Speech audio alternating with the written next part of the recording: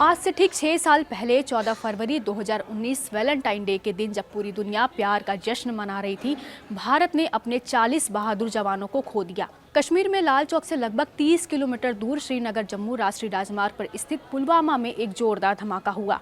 आसपास केसर के खेतों में उठने वाली खुशबू में आतंक के धधकते अंगारे घुल गए और पूरी घाटी एक बार फिर थर्रा गई। इस घटना से पूरा देश आक्रोश की आग में जलने लगे। जिस दिन दुनिया प्यार और मोहब्बत में डूबी थी, देश में वीर शहीदों के परिवारों के घर मातम फैला था। लोगों के दिलों में बदले की आग थी। जी हाँ, इस खौफनाक वारदात के 6 साल हो चुके हैं, लेकिन मैं जब आपसे इस घटना का जिक्र कर रही हूँ तो उन तस्वीरों को याद कर मैं आज भी परेशान हो जाती हूँ। देश के योद्धाओं को मेरा नमन। पुलवामा हमला तो हुआ, लेकिन भारत ने उससे कहीं बड़ा ऐसा बदला लिया कि पाकिस्तान को आज भी वो बदला डराता है, जिसे हम बालाकोट एयर स्ट्राइक कहते हैं।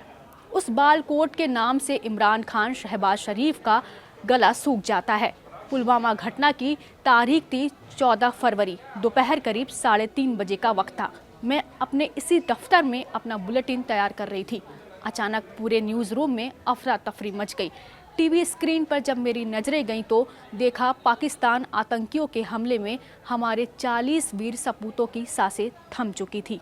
हमले के ठीक 12 दिन बाद भारत ने पाकिस्तान पर एयर स्ट्राइक की थी।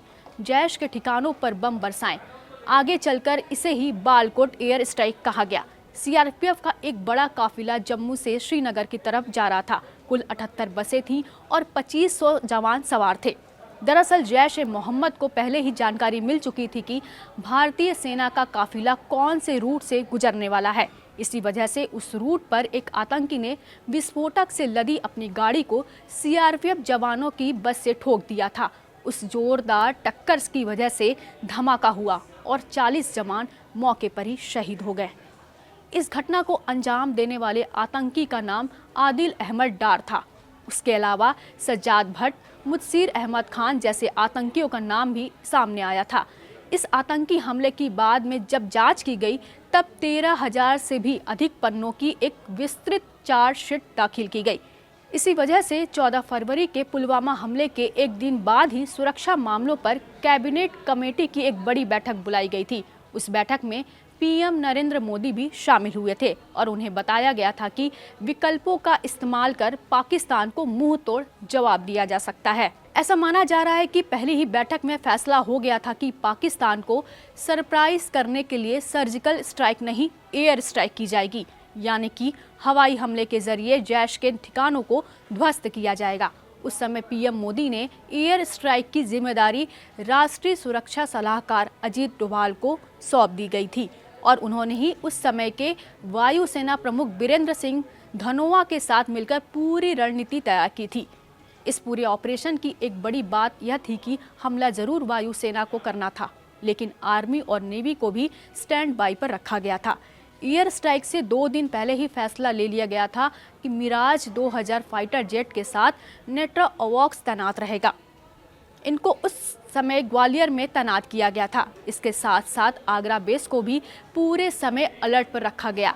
इस पूरे ऑपरेशन की गोपनीयता बनाए रखने के लिए 25 फरवरी की शाम से ही उस मिशन में हिस्सा लेने वाले सभी लोगों को फ़ोन भी बंद कर दिए गए थे। इस एयर स्ट्राइक के बाद पाकिस्तान बौखला गया और 27 फरवरी को जवाबी हमला किया, जिसे भारत की वायुसेना ने नाकाम कर दिया।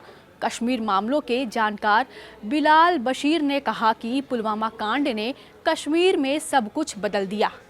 आज कश्मीर में शायद ही किसी आतंकी संगठन का कोई बड़ा कमांडर जिंदा बचा है।